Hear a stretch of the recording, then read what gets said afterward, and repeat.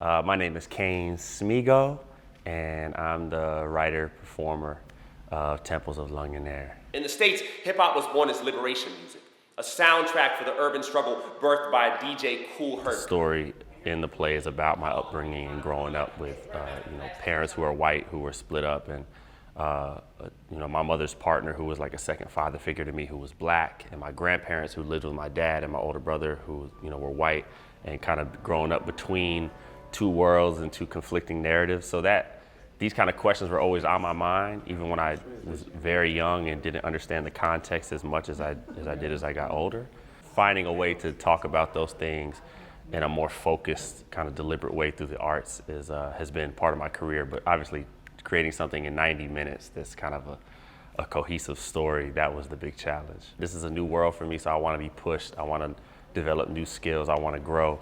And that's where kind of the acting comes in, and being to fully embody those kind of things. And Joseph was instrumental in kind of pushing those limits. I'm interested sort of in what's underneath our experience in our culture, and where conflicts and resistance and lack of connection lies, and what performance can do to sort of change that conversation. Performers like Kane open those doors in beautiful ways.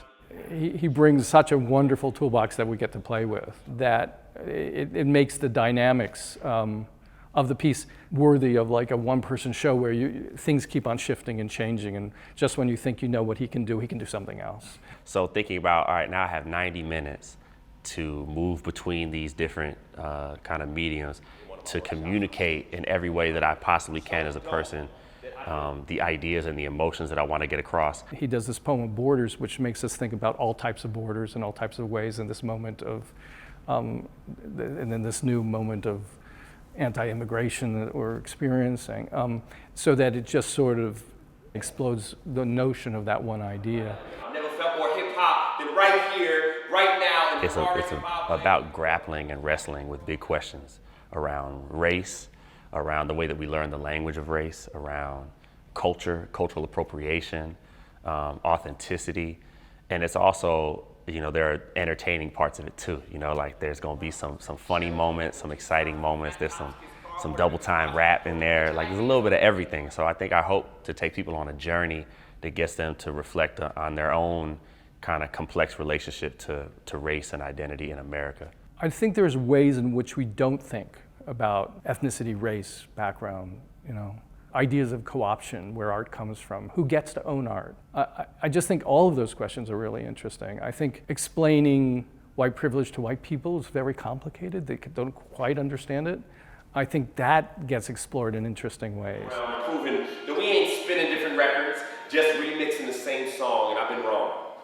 And I think, again, sort of being surprised by how you're taken into an idea that you don't think about and then start thinking about it opens up a whole bunch of opportunities for discussion, change, transformation, or just a little adjustment just a little adjustment. Just maybe I'll think twice about that idea.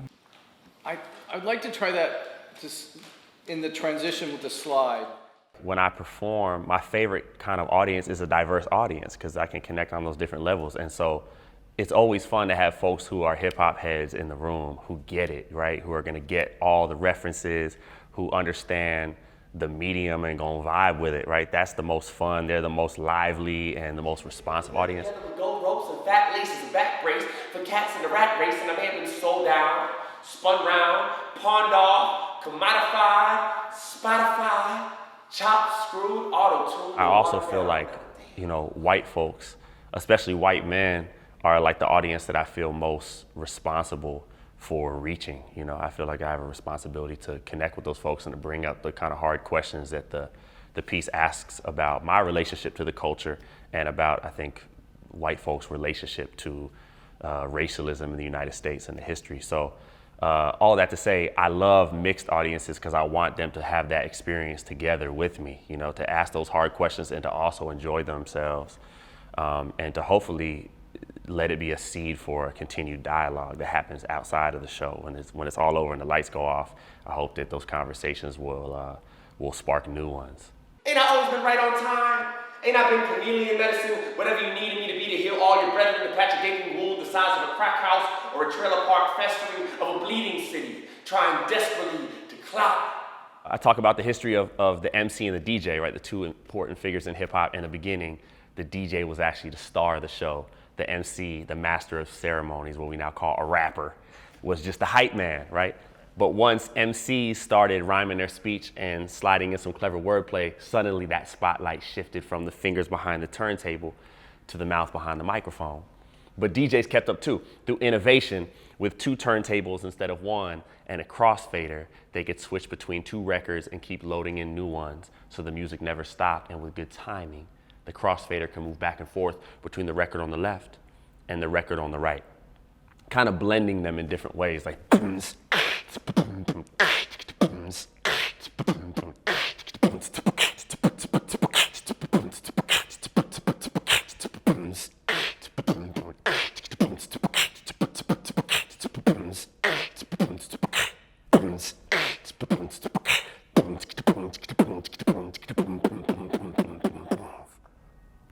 I've kind of grown up between songs, between left and right.